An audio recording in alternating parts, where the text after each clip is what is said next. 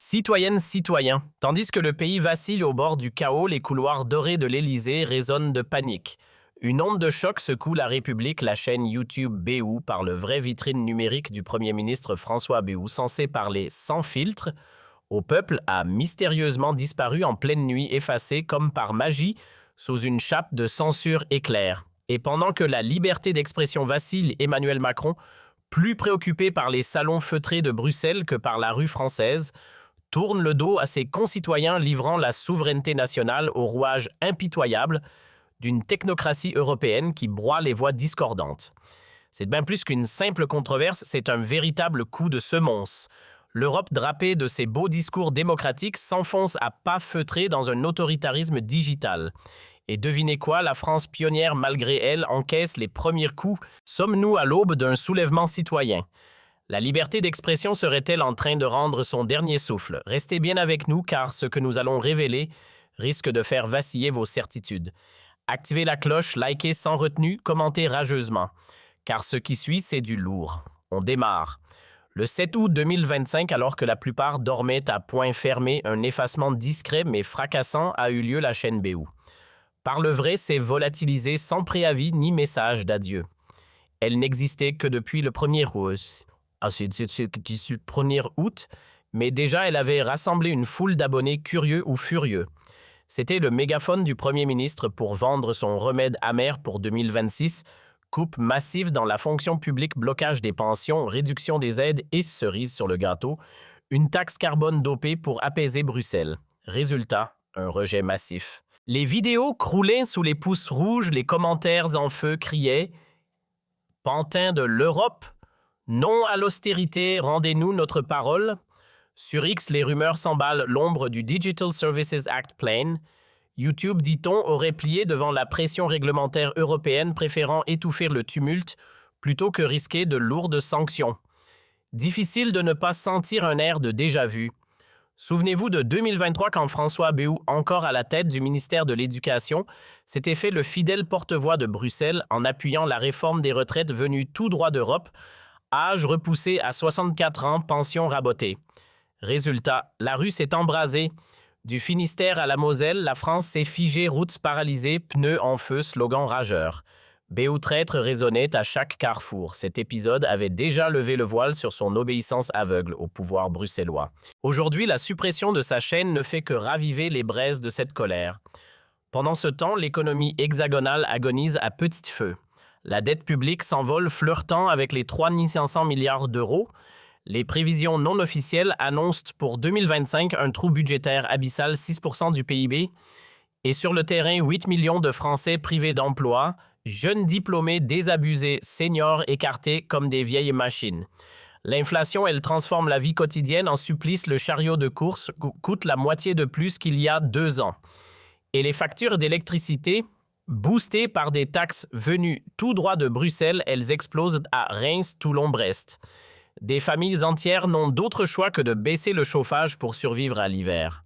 De Montauban à Narbonne, en passant par Chalon-sur-Saône, le climat devient irrespirable. La montée de l'insécurité ne doit rien au hasard, elle s'ancre dans une crise migratoire aggravée par des quotas décidés à Bruxelles et acceptés sans broncher par Macron. Et comme si cela ne suffisait pas, une fuite fracassante dévoile l'imposition imminente d'une taxe carburant de 20 centimes le litre dès janvier 2026, censée nourrir les lubies climatiques de l'UE. Résultat, les exploitants agricoles de la Manche du Gers ou de l'Est jettent l'éponge étranglée par des règles favorisant les produits venus d'Asie. À Angers, Dijon ou Nancy, les retraités vendent meubles et souvenirs pour payer leurs factures. Les petites entreprises d'Albi à La Rochelle s'écroulent sous un impôt devenu intenable pendant que les géants mondiaux, eux, se frottent les mains grâce aux privilèges made in Bruxelles. L'industrie nationale s'effrite à vue d'œil. À Belfort, Alstom raille 700 postes. À Cholet-Michelin tire le rideau sur une usine entière, plongeant des familles entières dans l'incertitude. Le premier semestre 2025 bat des records funestes. 15 000 sociétés mettent la clé sous la porte. Et dans les cités, la colère gronde. Juin 2025 a vu l'île Strasbourg-Toulouse s'embraser, nourrie par une politique migratoire incontrôlée.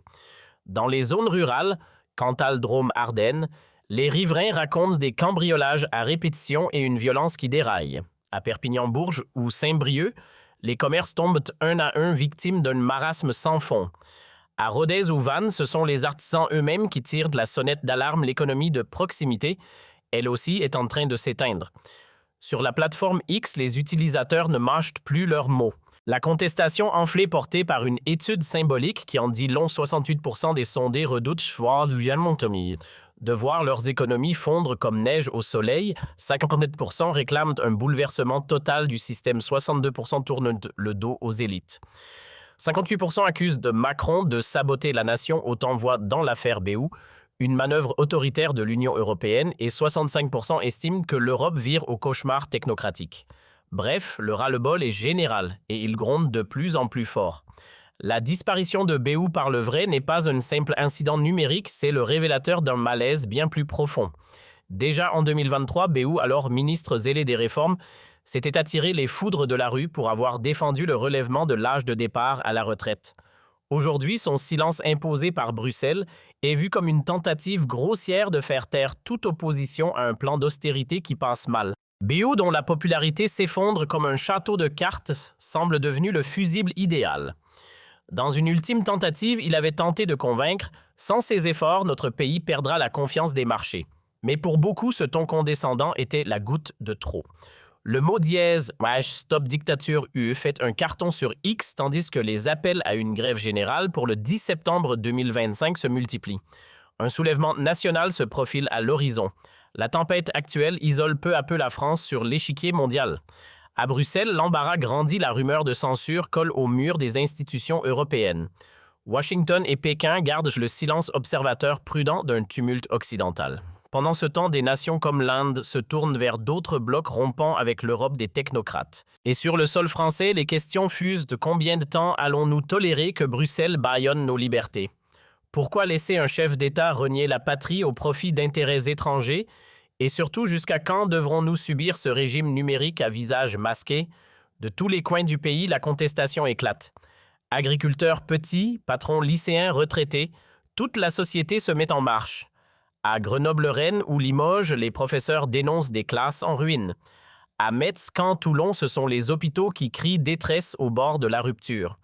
L'Europe a désormais 3 mois pour reculer, lever la censure, redonner à la France ses clés ou assister à sa propre désintégration. Le mot Frexit circule de plus en plus fort. La Hongrie et la Pologne défient déjà les règles du jeu. L'Italie exige de reprogrammer l'architecture numérique européenne. À Paris, la rue gronde, le peuple crie et les puissants chancellent sous la pression. Et vous, qu'en pensez-vous? L'Europe serait-elle devenue une forteresse autoritaire? La suppression de la chaîne de BU est-elle le signe d'un système qui déraille? Dites-le nous dans les commentaires, cliquez sur le pouce, activez la cloche, abonnez-vous pour ne pas rater la suite. Quand une voix officielle est réduite au silence, c'est la démocratie qui vacille. Faites circuler cette vidéo, partagez-la massivement.